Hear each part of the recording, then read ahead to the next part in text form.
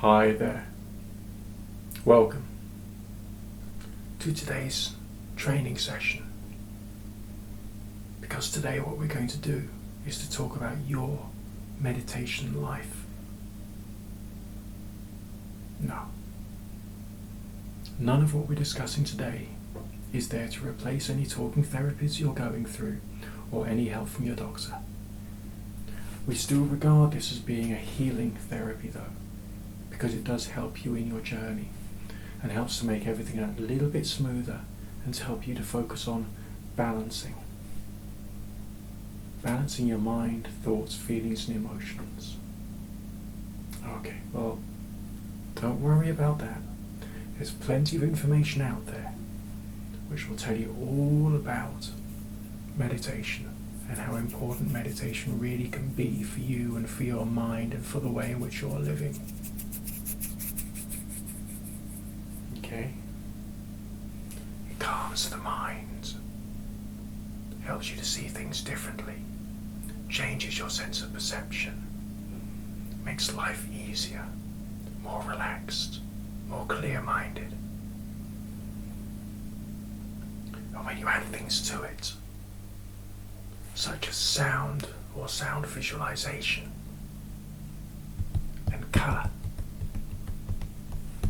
you end up in a situation where you've got more things to add to the feelings that you're getting. And some people say that we as humans need colour and sound balance in our minds and our lives to have more of a whole experience of life. And the way in which we live with artificial lights,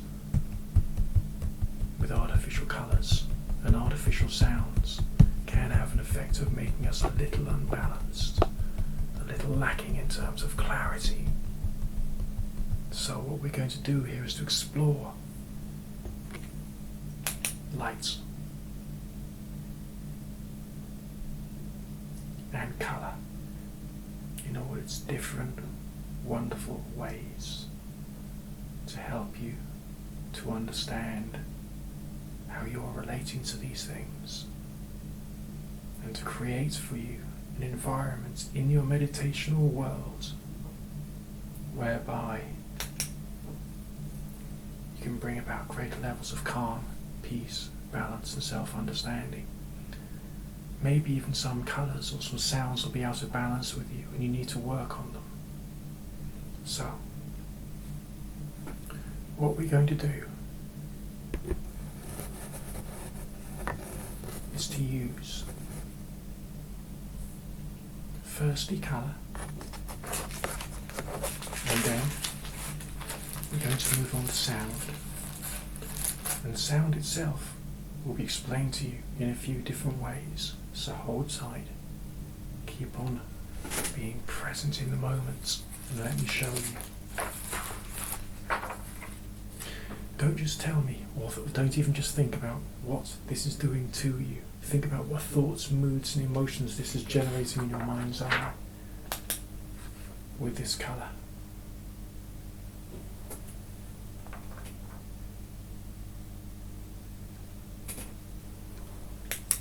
Maybe you'd like to explore that with greater saturation.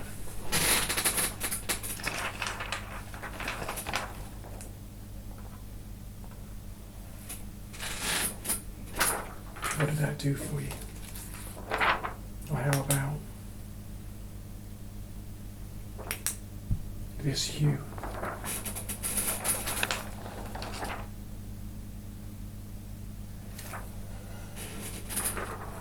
Did it stimulate any thoughts, any feelings, any moods, any ideas?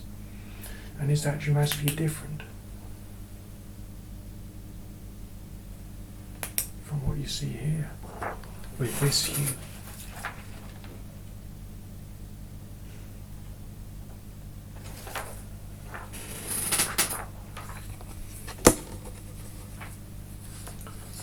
Those are some of the lower energy, lower frequency wavelengths. The orange, the yellow and the red. And just for a bit of little frivolity, We're going to put in something a little eccentric and a little different now. And see how you relate to that. Not quite a colour I'd wear, but still fun.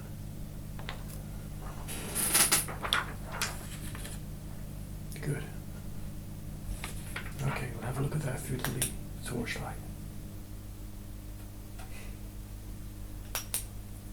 Did that give you a different mood, a different thoughts, a different feeling, a different energy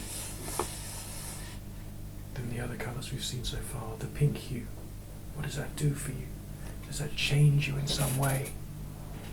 Does that make you think in a different way, feel in a different way, look at life in a different way?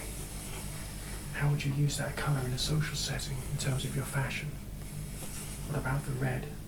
What about the orange? The yellow? What do these colours mean to you? How are they used in advertising? How are they used in fashion in general? How are they used in art? How are they used in sacred art? Now let's change again. Move towards the middle of the spectrum and see what this does for you. Now a little bit more saturation for you there.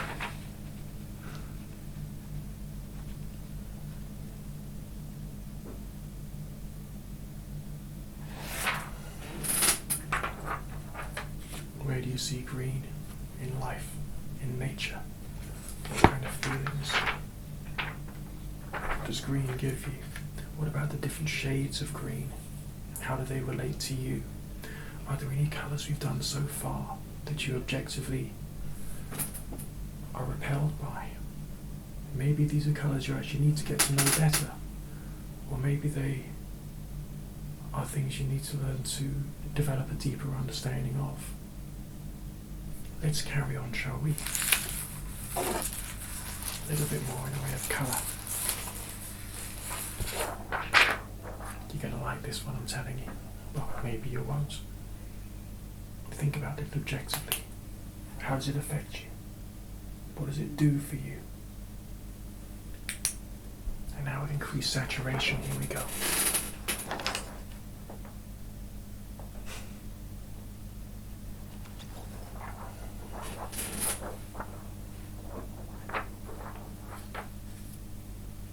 What kind of emotions come with that higher energy colour? What does it mean to you? Where does it take you in your mind's eye? Or would something just a little lighter be more appropriate for you?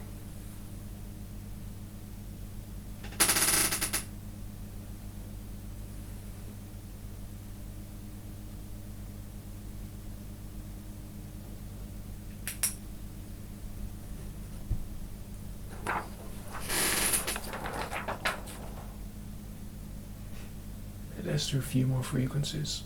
Gives you a little bit more perception. Okay. And now the fun one. The one we've all been waiting for. The one they probably like the best. And maybe there's a reason for that as well.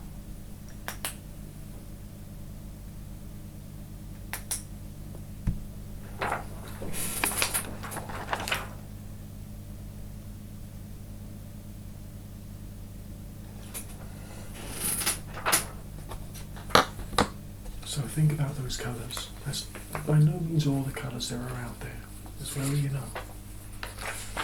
It's just a sample of a few different lights, a few different colours, a few different things which could make you think in a different way, feel in a different way.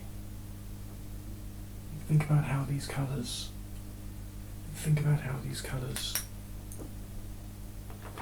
affect you. Think about what it would be like to be in deep meditation, using an app on your phone to help you to get into meditation, and what that would do for you if you saturated your mind with each colour in turn. Red, orange, yellow, green, blue, light or dark, and then finally purple. And maybe, to finish off a sequence, brilliant, piercing white.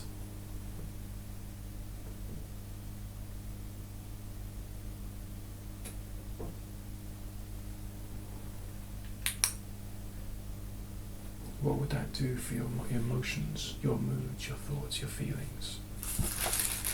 How would that affect the way in which you will perceive?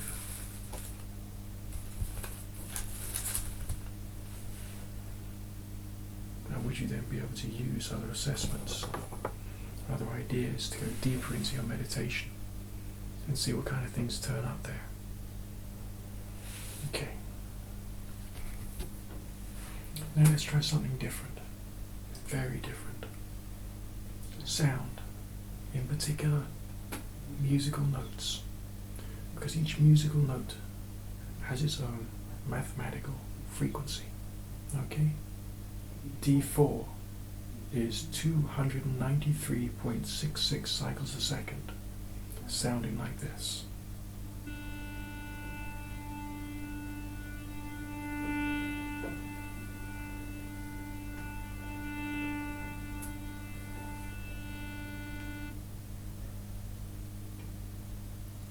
G4 is 392 cycles per second, sounding like this.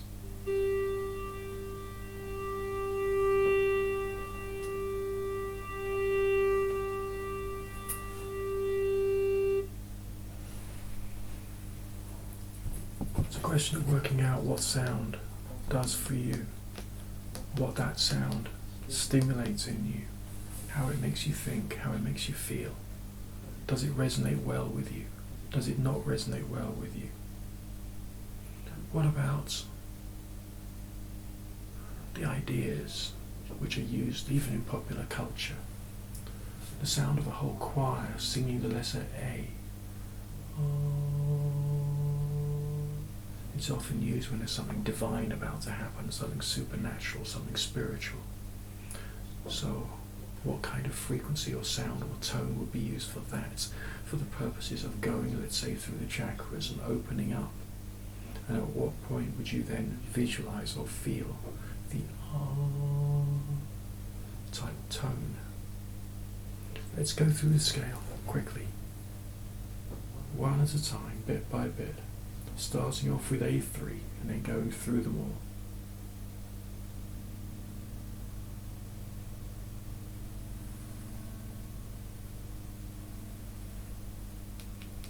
A bit quiet for you. That was A. A sharp or B flat. B. C. C sharp. D.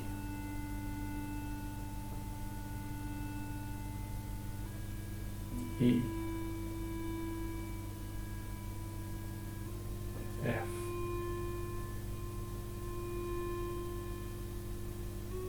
F sharp, and finally G.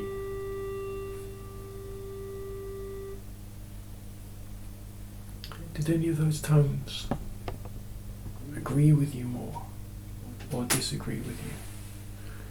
How comfortable would you feel in downloading a program which could play those notes so that you could listen to them as a key moment in your meditations, just for a few minutes, to add an extra level of pleasure, opening up, grounding? Okay? Now what about phonetics? I have a little bag here which contains a box in it which is full of phonetic symbols. Full of them. You might even have one of these back at home. You might just have one of these back at home. Possibly.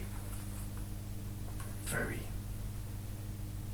secluded spot in your house, maybe under the stairs.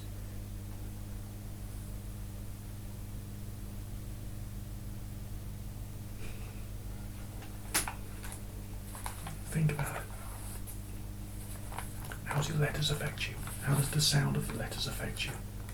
Are there any sounds which are present in all cultures? Is there some kind of phonetic combination of things? I've already spoken to you about the R sound and how that's often used to mean something to do with the divine, the spiritual, the ascending or the descending from a higher level or plane. But what about other sounds?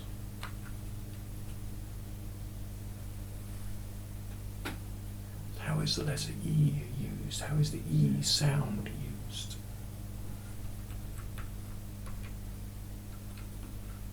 How about a sharper sound? T. T. T. T. T. Did that make you ticklish? What else have we got here?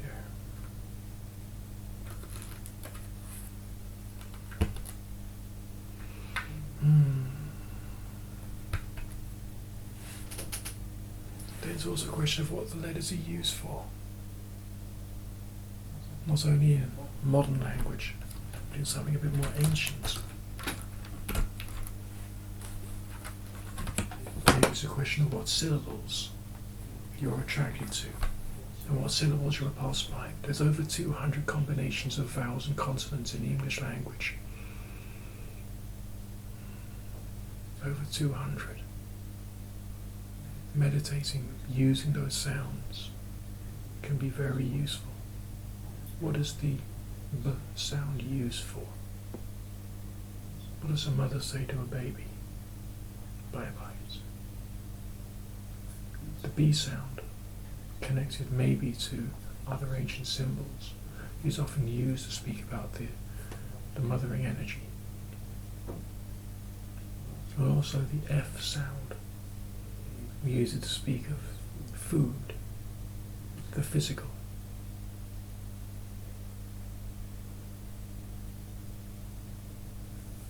The letter A is often used to refer to the astral and the coming of maybe Armageddon. So it's not always a positive association we've got with these things. There's a positive and then there's a negative.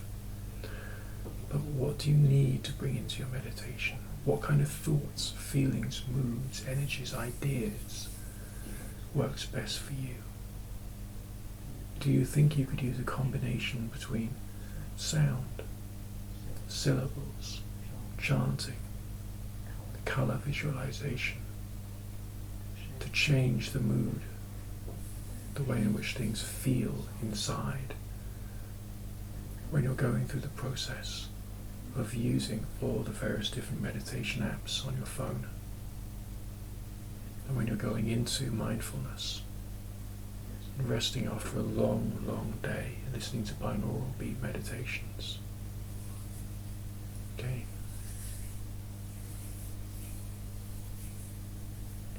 Sometimes your meditation life needs to be planned. You need to think things through and work out what it is you wish to achieve and how you wish to do it.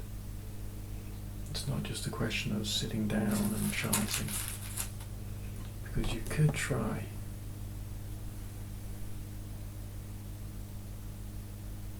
singing a different tune.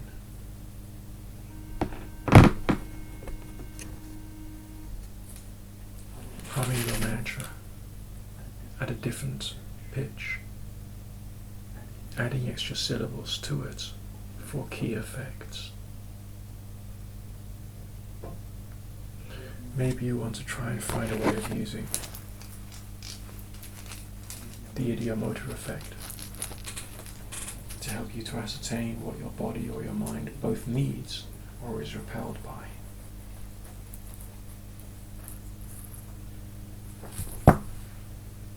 And maybe you could use one of these to do it, possibly.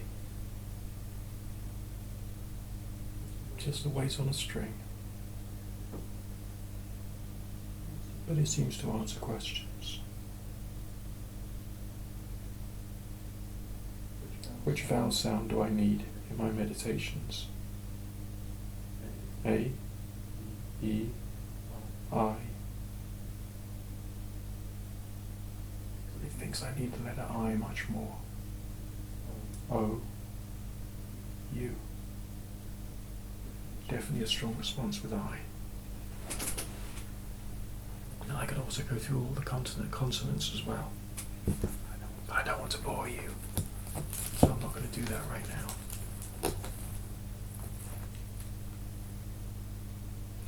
Maybe you could even take a pendulum which contains a chamber and place different affirmations into your chamber and see which affirmation resonates best with you. There's all kinds of ways of doing it. Remember, it's just the idiomotor effect. Because of that, you're in control. Well, part of you is anyway.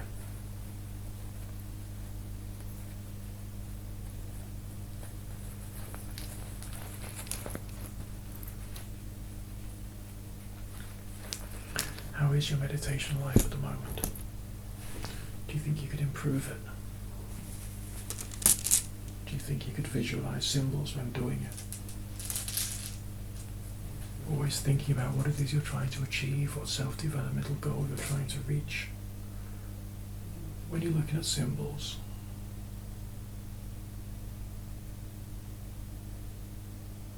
it's not just a question of what they look like, but you need to look beyond that to what's going on inside you, in your deeper mind, your visual imagination, to see how they relate to you. Yeah, sure, you may have read books which explain them, bit by bit.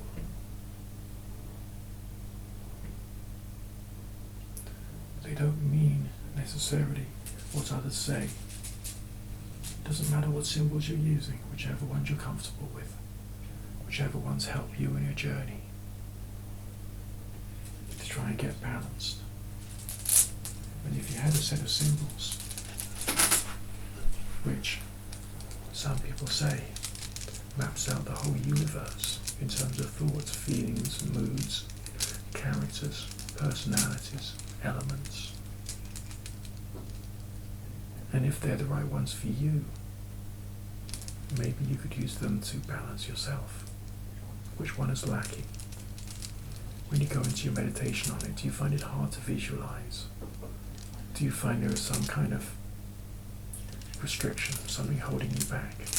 Maybe you need to be asking yourself some questions as to why that is, and going into the meditation to try and work out why that particular symbol is either so positively or negatively imbalanced, and in what way, and how that imbalancing is affecting you as a person in your day-to-day life and stopping you from growing in the way in which you want. What associations do you have with it? Why is that there? Or maybe it doesn't matter why it's there, but it does matter how it's affecting you in the here and now and your journey moving forward in life. Okay? It's just things to think about. Just things to think about to make your journey in meditation more interesting. It's not a cure for any disease, and it won't replace the work done by your therapist or your doctor, but it definitely adds a certain level of benefits to what it is you can achieve for yourself and what it is you can do for others, and how you can change as a person and become a bit more peaceful and a bit more clear-minded and a bit more understanding and tolerant, and to be able to communicate about the things you've got problems with and not allow the problems themselves to dominate you quite so much. Okay? This is what I've been trying to achieve today, to make sure you are empowered and you're in a position of clarity of thought about the tool of meditation. Not just how to get into a trance. Anyone can do that if they learn it. Counting down, visualization, binaural beats and mind machines, hypnotherapy recordings. But a question of what do you do when you're there? what is the goal that you're trying to achieve, and why is it you want to achieve that specific goal rather than another one that could be much better for you in terms of balancing and equilibrium, balancing the scales of your mind, your inner world. And remember, the people who do colour therapy use purer colours even than these for the purposes of bringing about change. And some of the coloured filters and some of the styles of lights they use is specially designed for medical purposes, to do things such as improve skin condition and help fight infection. Alright? I don't fully understand all of the science of how colour is used in that way, but red is sometimes used to help to bring light to the surface, bring warming, bring deep healing, obviously more, the infrared, the far, far red, rather than just red. But it's interesting, all these things which are out there: frequency, sound, meditation, colour, the use of the ideomotor effects applied creatively to give yourself a greater level of balance and understanding of yourself, and then through further research and reading books and going through the dictionaries and thesauruses to try and work out more ways in which these words and ideas and symbols have been used and could be used, and how you could be using them creatively to make yourself a better person. It just takes a bit of time. But let's be honest. Be brutally honest. If you've taken up enough time to watch this video, you must have some type of meditation in your life. So I'd like to encourage you to think more about what it is you want to achieve and how you want to go through the process. Because all these tools are out there for you. Tone, colour, pendulum divination, however you perceive it. The rune stones, which some people believe have got their own special psychic energy built into the symbols.